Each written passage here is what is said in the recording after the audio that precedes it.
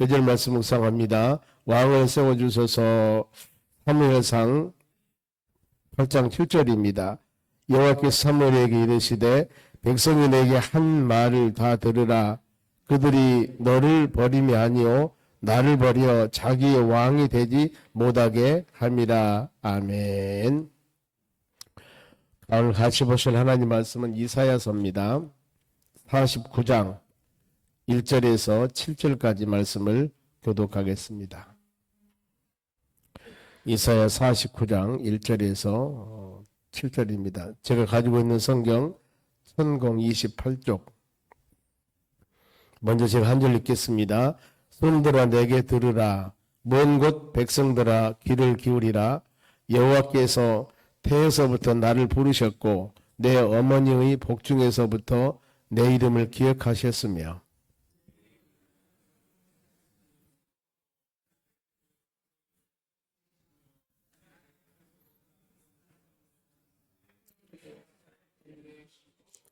내게 이르기를 너는 나의 종이요 내 영광을 너희 속에 나타낼 이스라엘이라 하셨느니라.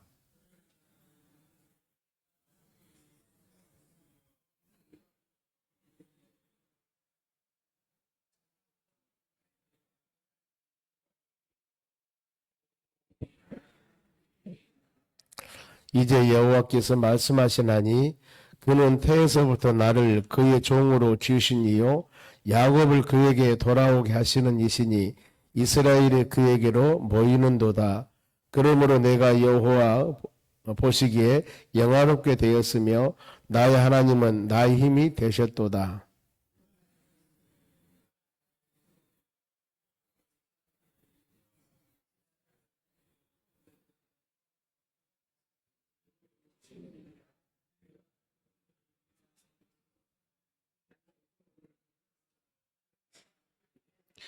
같이 읽습니다. 이스라엘의 구속자, 이스라엘의 거룩한 이이신 여호와께서 사람에게 멸시를 당한 자, 백성에게 미움을 받는 자, 관원들에게 종이 된 자에게 이같이 이르시되 왕들이 보고 일어서며 고관들이 경배하리니 이는 이스라엘의 거룩하신 이인 신실하신 여호와 그가 너를 택하였음이니라. 아멘. 옆사람 인사합시다. 오늘도 승리합시다. 좋은 하루 되시기 바랍니다. 하나님 말씀은 메시아를 통한 회복과 구원입니다. 메시아, 우리를 구원할 구세주. 그래서 메시아는 바로 히브리어로 메시아, 헬라어는 그리스도 그랬습니다. 구세주, 우리 구원주, 구세자 이런 의미가 있습니다. 이사야 시대도 동일합니다. 이 49장부터 쭉 한 56, 7장까지가 예수 그리스도를 통해서 앞으로 메시아를 통해서 구원해 줄 것이다. 이것은 복음의 소망입니다. 우리가 매일매일 주의 전에와 하나님 말씀을 듣는데 말씀 듣는 것이 뭡니까? 믿음의 자녀들은 절망과 좌절 안에 실패해서 죽으시오. 이게 아니거든요. 모든 심령들에게 어떤 상황 가운데서도 우리의 구세주, 더 나아서 구원자이신 예수 그리스도를 바라보며 믿음으로 승리해 나갑시다. 그는 이 하루도 여러분들과 함께 하시며 더 나가서 무능한 자에게 능력을 주시며 지혜 없는 자에게 지혜를 주시며 이런 놀라운 우리에게 권능을 주시는 그 주님 하나님 의지하고 믿음으로 승리합시다. 이것이 어떻게 보면은 소망이고 이것이 어떻게 보면은 복음입니다. 복음이라고 하는 것은 복된 소식, 기쁜 소식이거든요. 보면은 더 나가서 우리에게 소망적인 것도 있지만 때에 따라서 내 자신이 세상을 살면서 좌로나우나 치우치며 살아옵니다. 그런데 이것을 모르고 살아가요. 이거 잘못된 것인 줄. 그런데 하나님 말씀을 통하여서 그걸 깨달았다. 내가 이거 이래서는 안 되겠구나. 이것도 우리에게는 기쁜 소식이기 때문에 복음일 수 있습니다. 그래서 구약에 지금 보면 우리 교육자들이 갈라디아서 강의를 하는데 갈라디아의 핵심이 뭐냐면은 3장 24절입니다. 보면은 갈라디아의 핵심이 보면은 자 율법 아래 사는 사람들, 율법은 죄를 깨닫게 하는 겁니다.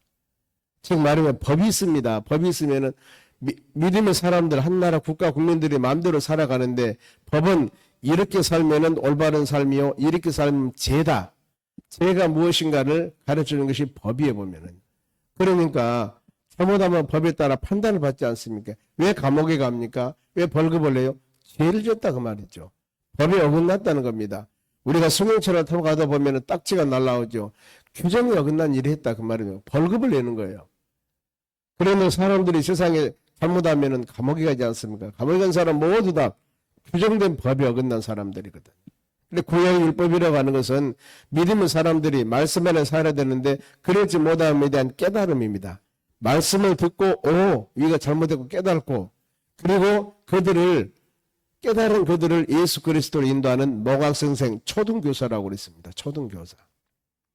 그러면 내가 하나님 말씀을 듣고 잘못함을 깨닫고 그러면 이 무거운 짐을 져줄 자가 누구냐? 제 짐을 예수님이십니다.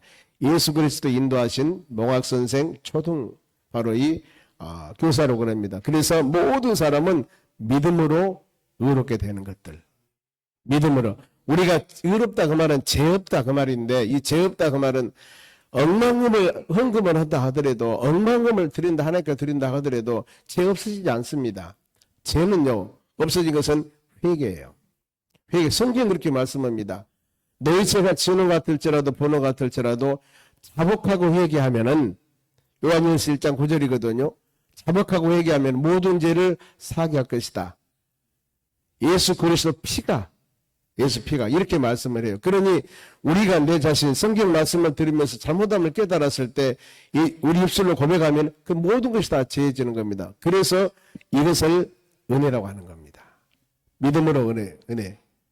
그리고 우리 이런 마음 가운데 살아야 된다는 거.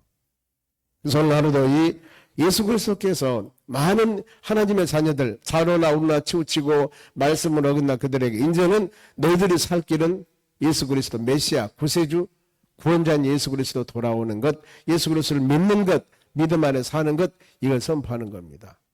때문에 우리는 열린 마음으로 하나님 말씀을 듣고 우리 신앙을 조명해 보면서 내 자신이 자로나 치우쳤다면 빨리 주의 품 안으로 돌아와야 됩니다. 입술의 고백을 통하여 회개해야 됩니다.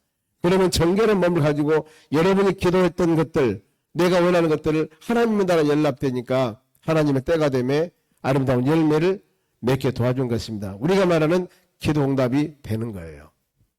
그러면은 이제 메시아 예수 그리스도를 통해서 앞으로 구세주를 통해서 너희들을 아무리 어렵다 하더라도 구원해 줄 것인데 그러면서 이 모든 소식을 많은 사람에게 알려라. 듣게 해라 그 말입니다. 1절 봅니다. 섬들아 내게 들으라. 먼 곳 백성들아 귀를 기울이라.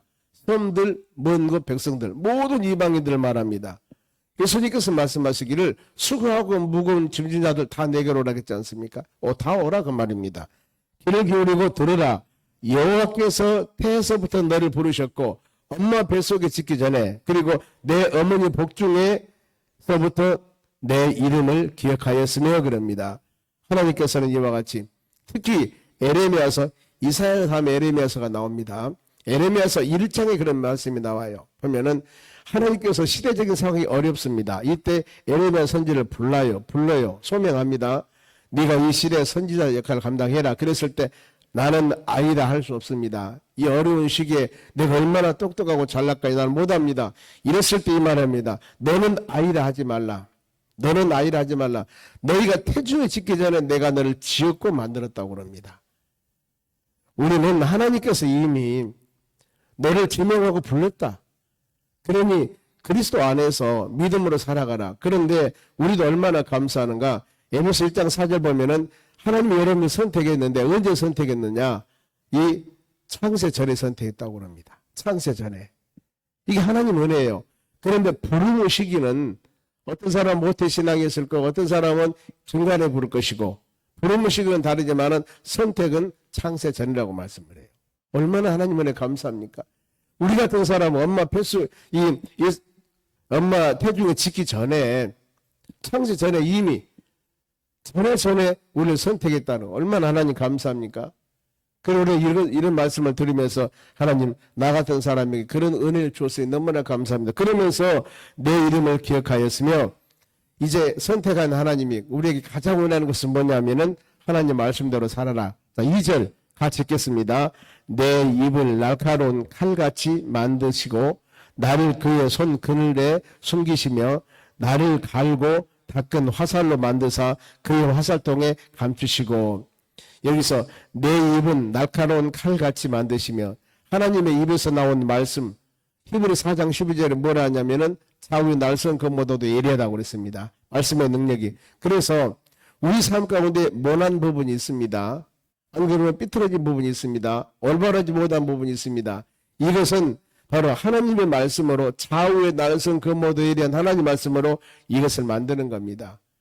저 산에서 나무를 베어서 어떤 바로 목수장이가 그 나무를 가지고 집을 짓습니다. 그러면은 자, 나무를 베어옵니다. 껍질을 벗깁니다. 이 나무를 내가 어디 써야 될 것인가?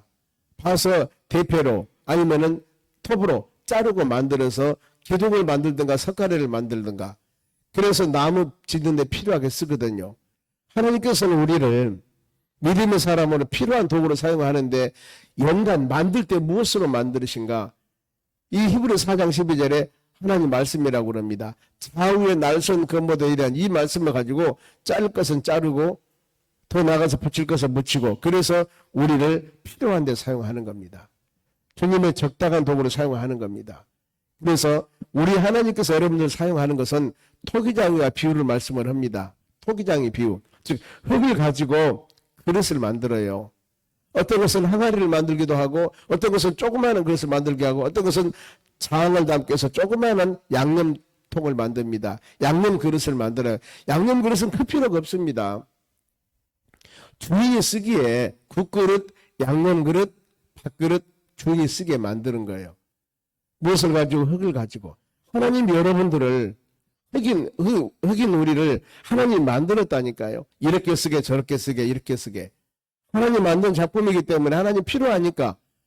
그런데 왜 나를 이렇게 만들었습니까? 나를 이렇게 크게 만들죠. 지금 이 양념 그릇은 이 간장을 담는 양념 그릇은 양념만 하면 되니까 큰 필요는 없거든요. 상에 놨을 때. 근데 왜 이렇게 크게 안 만들었냐고 불평을 시켰습니까? 주인의 쓰임에 만들었다 그 말이에요. 그러니까 우리는 중요한 것이 크고 작은 것은 문제가 아닙니다. 어떻게 쓰임을 받느냐 쓰임을 받지 않느냐가 이게 문제예요. 금그릇이 있지만 그건 장롱에 넣어주면 아무 의미 없어요. 그건요. 쓰실 필요가 없잖아요. 비록 나무 그릇이나 지르기도 하지만 매일매일 사용만 받으면 이것은 귀한 그릇이지 않았습니까? 하나님 이것을 요구하십니다. 그래서 하나님 말씀을 듣고 거기서 자를 것은 자르고 세울 것은 세우고 말씀을 통해 우리 신앙인들이 세워나가야 된다는 겁니다. 그러면서 이제 3절의 말씀을 합니다. 내게 이르시되 너는 나의 종이요 내 영광을 너희 속에서 나타낼 이스라엘이라. 너는 내 종이다. 메시아 오신 분이 뭐냐면은 많은 사람에게 지배와 다스림에 위해서 오신 분이 아닙니다. 마태복음 20장 28절에도 인자가 세상에 온 것은 섬김을 받으려 함이 아니라 섬기러 오셨다고 그럽니다. 예수님께서 예수님이 세상에 오신 목적이에요. 그리고 더 나가서 우리 죄인들의 죄를 속죄물, 대속죄물로 십자가에 죽으시기 위해서 오셨다고 그렇게 말씀을 해요. 이게 마태복음에서 인자가 오신 것입니다. 그런가 하면은 이 마가복음 같은 경우는 1장 38절에 전도하기 위해서 오셨다고 말씀을 하고 누가복음 19장 10절에는 뭐냐면은 잃어버린 자를 찾아서 구원케 해서 오셨다. 인자가 오신 목적이 여러 가지 의미가 있어요. 보면은요. 어떤 데는 그럽니다. 이게 한 군데만 우리 여러분 성경 말씀에 이것만은 조심해야 된다. 그러면 예수님 오신 목적이 뭐였습니까? 섬기러 오셨다고 하고 전도하기 오셨다고 하고 더 나가서 요한복음 10장 10절 말씀 보면은 우리로 하여금 여러분들 하여금 풍성케 하기 위해서 오셨다고 말씀을 해요. 믿음의 자녀들. 주님이 오신 목적이거든요. 더 나아가 서단마귀 일을 진멸하기 위해서 오셨다. 주님이 세상에 오신 목적을 수업 성경에서 기록하고 있습니다. 그런데 이것만 하면 그 문제가 되는 거예요. 모든 것이 그렇습니다. 보면은 동전은 양립이거든요. 보면은. 자, 우리 여러분 손을 보십시오. 앞에는 이렇게 번질번질하지만 뒤로는 또 틀리잖아요. 이것을 바로 양손, 동전의 양립이라고 그럽니다. 한쪽은 그림이 다르지만 한쪽은 또 글씨가 써 있고 이와 같이. 그러니까 하나님 말씀 볼 때도 동일합니다. 이것만 물론 구원이라고 하는 것은 오직 예수 그리스도만 이렇게 기록하고 있습니다. 사도행 4장 보면은 천하 인간의 구원을 얻을 만한 다른 이름을 주지 않았다. 오직 예수거든요. 그러나 그러지 외에는 우리가 이것만은 아주 조심해야 된다는 거. 그러면서 더 나가서 5절 말씀을 보면은 이제 멸시당한 메시아 예수님께서 세상에 오실 때 종으로 오셨다고 방금 말씀합니다. 5절 이제 여호와께서 말씀하시나니 그는 태에서부터 나를 그의 종으로 지으신 이시오 야곱을 그에게로 돌아오게 하시는 이시니 이스라엘이 그에게로 모이는도다. 많은 사람들 다 모이면은 바로 예수 그리스도 안에서 모였을 때, 예수 그리스도는 돌아왔을 때 그 믿음을 통하여 구원의 은혜를 주시고 믿음을 통하여 바로 그 모든 믿음의 심령들이 살아갈 수 있는 복을 주시므로 그러므로 내가 여호와 보시기에 영화롭게 되었으며 나의 하나님은 나의 힘이 되셨도다. 오직 우리에게 능력과 힘을 주신 분은 바로 하나님 예수 그리스도. 주님 의지하고 믿음으로 살아가는 것. 그래서 내가 힘이 연약하고 믿음이 흔들리고 뭔가 모르게 어려웠을 때 우리 살아가는 모든 삶의 힘과 능력과 길은 어디냐면은 예수 그리스도 안에 있습니다. 요한복음 14장 6절에 그러지 않습니까? 내가 길이요 내가 생명이요 그랬습니다. 오직 우리는 예수 그리스도 안 때문에 말씀을 들으면서 우리 신앙을 꼭 점검해 보셔야 됩니다. 내가 지금 이 하나님 말씀과 은혜 안에 살고 있는가? 내 생각과 마음과 행동이 아니면은 은혜 받고 살고 있는가? 우리의 모든 삶의 기준은 바로 성경 말씀이라는 겁니다. 그래서 들어야 돼요. 듣지 않으면 까마득하면 잊어버립니다. 내 가는 길이 올바른 길인가? 내 생각하는 것이 바른 생각인가? 내가 지금 행하고 있는 일이 올바른 일인가? 듣지 아니하면은요. 모든 사람은 그릇된 길을 가는 사람은 없습니다. 실패하기 위해서 일하는 사람 누가 있습니까? 망하기 위해서 사업하는 사람 누가 있습니까? 아니죠. 모든 일을 할 때마다 잘하기 위해서 좋은 열매를 맺기 위해서 모든 일을 행합니다. 그런데 다 그대로 열매가 맺어집니까? 아니지 않습니까? 그런데 우리는 매일매일 주의 절에 와서 하나님 말씀을 들어요. 그래서 우리 신앙의 길을 점검해 가는 겁니다. 2년에 한 번씩 건강검진을 하는데 어떤 사람은 2년에 한 번 했는데도 그 2년 안에 엄청난 일이 발생돼 가지고 큰일 났습니다. 이런 일이 될 수도 있습니다. 근데 만일에 그 사람이 1년에 하면서 건강검진을 했다면 더 유익했겠죠. 보면은 그러죠. 그런 큰 일이 되기 전에 1년 전에 치유할 수 있지 않겠습니까? 믿음의 사람은 동일합니다. 매일매일 여러분들이 하나님의 교회에 와서 이 말씀 듣는 것은 내 신앙을 점검해 나가는 거예요. 우리 삶을 지금 올바르게 가는가를 점검하는 겁니다. 그러지 못할 때마다 주의 전에 돌아오고 하나님 말씀 붙잡고 믿음으로 바른 길로 인도해 주시라고. 많은 사람들은 생각은 되지만은 힘이 부족해서 못하는 것이 참 많이 있습니다. 이것이 올바른 것인데 믿음이 부족하든가 내 힘이 부족해서 이걸 들으면 되는데 내 능력이 뭐해서 못 들어요. 들으면 되는데 이거 아는데도 우리는 못하는데 그러면은 하나님께 간구하면은 나에게 힘을 주시든가 이것을 들을 수 있는 사람을 보내주시든가 환경을 만들어주시든가 하나님 이렇게 해서 우리가 그 길을 갈 수 있도록 그것이 원하는 일이라면 할 수 있는 것들입니다. 그래 믿음으로 기도하는 자는 그렇거든요. 하나님 이건 내가 들 수도 없고 이건 내가 할 수 없는 일인데 하나님 어떤 사람을 보내서 그 일을 하도록 했던가 아니면 나에게 힘을 줬던가 환경을 변하게 만들던가 그래서 그 뜻을 이룰 때 그것이 여러분 우리의 기도 응답이라는 겁니다. 끊임없이 주님 의지하고 믿음으로 나가야 할 줄로 믿습니다. 그러면은 예수 그리스도께서는 어떻게 세상에 오셨을까? 이방인 빛으로 오셨습니다. 6절 말씀 봅니다. 그가 이르시되 너희가 나의 종이 되어 야고보 지파들을 일으키며 이스라엘 중에서 보존된 자를 돌아오게 할 것은 매우 싫은 일이라. 내가 또 너희 이방인을 빛으로 삼아 나의 구원을 베풀려 땅끝까지 이르게 하니라. 그렇죠? 자, 세상에서 이 모든 사람을 돌아오게 하는 방법 뭡니까? 빛. 보세요. 하나님의 교회에서도요. 어떤 성도가 하나님의 교회에 왔습니다. 은혜를 받았다고 하지 않습니까? 은혜를 받았다고. 그러니까 요즘에 대신방에 그걸 맞춰갑니다만 신방을 하면 어떤 가정이 그래요. 많은 걸 돌아다녀 봤다 그 말입니다. 그런데 본인 몸이 앞에서 친구가 교회를 가라고 했는데 아마 제가 빌립전도 하면서 강의를 했는데 그때 강의를 들은 것 같아요. 그런데 가까운 교회를 가라고 했겠죠. 성경에 왔다 하니까. 근데 가서 보니까 잠이 오더래요. 교회 가니까. 그런데 그 친구가 우리 교회를 가라고 해서 왔는데 잠이 안 오더랍니다. 잠이 안 오더라는 거예요. 여기 교회 오면 잠이 안 오더랍니다. 은혜가 그게 뭐예요? 은혜가 된다는 겁니다. 그래서 어때요? 잠이 안 오고 뭔가 듣는 소리가 은혜가 되면은요 주일에 안 빠진다니까요. 은혜가 되잖아요. 뭔가 모르게 기쁨 있잖아. 즐겁지 않습니까? 그러는 거거든요. 우리는 하나님에게 밝은 빛을 비치면은요, 뭐가 옵니까? 저녁에 보세요. 지금 여름쯤에 시골에서 저녁에 불을 비춰보세요. 뭐가 달라들으니까 여기저기서 상상할 수 없는 날파리들이 다 몰려들어요. 왜 와요? 빛을 보고 오잖아요. 그러니까 하나님의 그 빛, 예수님께서는 우리에게, 여러분 한 사람 한 사람에게 마태복음 5장에 너희는 세상의 소금이 되고 너희는 세상의 빛이 되라고 하잖아요. 우리를 통해서 많은 사람들 주의 전으로 돌아올 수 있도록 바울사도는 예수 그리스도의 향기라고도 하고 예수 그리스도의 편지라고도 합니다. 향기, 좋은 향기를 맡고 뭐가 합니까? 꽃은 향기가 있습니다. 벌나비가 달라들어요. 이거거든요. 그래서 요한복음의 전체가 예수 그리스도는 하나님의 아들이라, 하나님의 아들로서 예수님이십니다. 그러니 누가복음은 어디서 태어나서 어떻게 자랐으며 어떻게 바로 베들레헴에 태어난 과정이 나타나지만은 이 빛으로 오신 요한복음은 절대 출생 과정이 하나도 없어요. 왜요?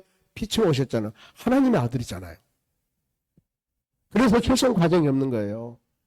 태초에 말씀이 계시니라, 말씀이 하나님과 함께 하셨으니 말씀은 곧 하나님이라. 그 말씀이 사람 육신이 돼서 오신 분이 예수님이라고 요한복음 1장 14절 말씀을 하는 거예요. 그러니 그 빛의 역할, 빛. 그래 세상에서 빛으로 예수님 오셨으면 우리 수고하고 무거운 자들, 날파리 같은 우리가 다 빛으로 와야 살지 않습니까? 빛으로. 그런데 어두운 가운데 사는 사람들이 빛으로 돌아오질 않은 겁니다. 그 핵심 말씀이 요한복음 1장 12절이에요. 영접하는 자, 그 빛으로서 예수님을 영접하는 자, 그 이름을 믿는 자들에게는 하나님의 자녀가 되는 권세를 줬다고 합니다. 그럼 여러분 교회도 빛의 역할을 감당을 해야 돼요. 그럼 어때요? 수고하고 무거운 짐자들을 오잖아 보면은요, 예수를 영접해서 믿음 안에 은혜 안에 사는 겁니다. 내가 전에 이런 줄 몰랐어. 교회 와서 이렇게 말씀 듣고 믿음으로 사는 것이 이 축복인 줄 몰랐어. 전에는 몰랐다는 겁니다. 이 믿음 안에서 빛 안에 그 할 때 얼마나, 여기도 말씀 그겁니다. 이방의 빛으로 삼아 구원을 베풀어서 땅 끝까지 이르게 하셨느니라. 많은 사람들이. 그래 여러분, 우리는 만약 어떤 사람 그러죠. 가정에서 선교사, 직장의 선교사라 한 말이 그 말이에요. 가정에 믿지 않는 영혼 때문에 내가 빛이 되어서. 여러분 그렇습니다. 가정의 부부 간의 관계도 그래요. 자식 간의 관계도 그렇습니다. 알아요. 엄마 아빠가 하는 행동을 압니다. 변했네. 어떤 분 그런 얘기 많이 들어봅니다. 변했다고요. 전혀 예수를 모르는 사람이 예수 그리스도를 믿고 하는 사업에 어려움이 있어가지고 그에 돌아왔습니다. 그런데 딸들이 서울 학교를 다니는데 아빠가 변했다는 겁니다. 부모도 변했다는 거예요. 그런 얘기를 한답니다. 딸들이. 아빠가 변했어요. 왜요? 교회 와서 말씀 듣고 믿음으로 살아가 보니까 전에는 술로 세상을 보냈고 기분 나쁘면 그랬었는데 이제는 그게 아니거든요. 교회 와서 말씀 듣고 사람이 변했어요. 그래서 사람들이 알거든요. 어때요? 변한 그 사람은 나쁘게 변했다는 게 아니라 올바르게 변한 겁니다. 그러니 자녀가 믿는 예수 나도 믿어야 되겠네. 그런 상황이 오면 여기까지는 여러분 많은 인내가 필요합니다. 한두 번 사람들이 보고 돌아오질 않거든요. 남편이 하는 일, 부인이 하는 일 한두 번 보고 돌아온 게 아니에요. 어떤 극적인 상황이 있는데 일반적인 상황 같으면 이게 큰일이 벌어졌을 텐데 이것을 은혜로, 말씀으로, 사랑으로 그것을 대하거든요. 저 사람 변했네. 왜? 교회 다니면서 믿음으로 살더니 변했다는 겁니다. 그러면 어때요? 저 예수를 나도 믿어야 되겠구나. 당장은 아니지만은 언젠가는 돌아올 수가 있는 것입니다. 우리가 빛의 사명을 감당하는 여러분 되시기 바랍니다. 그러면서 7절입니다. 보면은 메시아 예수님은 많은 사람에게 존귀와 영광을 받으실 분이 아니었습니다. 보면은 7절 보세요. 이스라엘의 구속자, 이스라엘의 거룩한 이신 여호와께서 사람에게 멸시를 당하는 자. 그렇죠. 예수님, 더 나가서 백성들에게 미움을 받는 자, 그리고 관원들에게 종이 된 자에게 이같이 이르시되 왕들이 보고 일어서며 고관들이 경배하리니 이는 이스라엘의 거룩하신 이신 신실하신 여호와 그가 너를 택하였습니다. 존경받고 바로 많은 사람에게 사랑받는 것들이 아니라 멸시를 당했지만 우리가 예수 믿어서 오직 구원받는다는 것, 이 바울사도가 온 세상에 복음을 증거할 때 얼마나 많은 고난을 당했습니까? 바울의 고난은 고린도후서 11장 23절 이에 보면은 바울이 얼마나 많은 고난 당하면서 복음을 증거한 내용이 나옵니다. 바울이 고난장입니다. 그렇게 고난당하면서 바울이 무엇이 부족합니까? 가말리엘 문화생으로서 바리새인 중에 바리새인으로서 그것만으로 똑똑하고 잘나고 요즘 말로 가방끈이 긴 사람 어디를 가나 인정받는 학자입니다. 대단한 사람이 믿음도 최고입니다. 그런데 왜 그런 고통당하면서 살아야 될 것인가? 오직 예수 그리스도, 예수를 아는 지식이 내 마음에 충만하니까 세상에 그 모든 가방끈 긴 것은 다 배설물로 버려버리고 오직 예수, 오직 예수. 복음 증거하다가 순교하면서 죽지 않습니까? 우리가 예수 그리스도 안에서 믿음으로 살 때 때에 따라서는 은혜도 되지만 때에 따라서는 십자가도 있다는 겁니다. 이걸 바라보고 이 하루도 나갔을 때 하나님께서 우리를 통하여서 하나님의 선한 뜻을 이루고 이 교회를 통해서 하나님께서 이루시게 하는 일들이 있다는 것, 우리가 합력해서 이 일을 이루어 나갈 때 하나님의 축복과 주의 은혜가 충만할 줄로 믿습니다. 기도하겠습니다. 하나님 감사드립니다. 이 하루도 주신 말씀 마음에 새기며 우리가 믿음으로 승리하는 하루가 되기를 간절히 원합니다. 아버지, 우리가 가정, 사업장, 일터, 직장 수많은 일들이 있습니다. 하나님, 우리가 말씀 붙잡고 믿음으로 나가서 그 모든 일들을 지혜롭게 하나님 오시기에 합당하게 가장 아름다운 열매로 맺어 우리 주님을 영화롭게 하는 축복된 하루가 되기를 원합니다. 아버지, 우리가 말씀하는 믿음 안에 살면서 어떤 곳에 무엇을 하든지 많은 사람들 하여금 인정받을 수 있는 믿음의 사람으로 저희들을 세워주시고 지혜 주시고 총명 주시고 은혜 주셔서 이 하루가 주님과 동행하는 능력 있고 복된 하루가 될 수 있도록 권능을 베풀어 주시옵소서. 제교 집사님 1천 먼저 드립니다. 마음과 정성으로 드리오니 받으시고 큰 은혜 내려 주시옵소서. 감사하며 예수님의 이름으로 기도하옵나이다. 아멘. 주기도문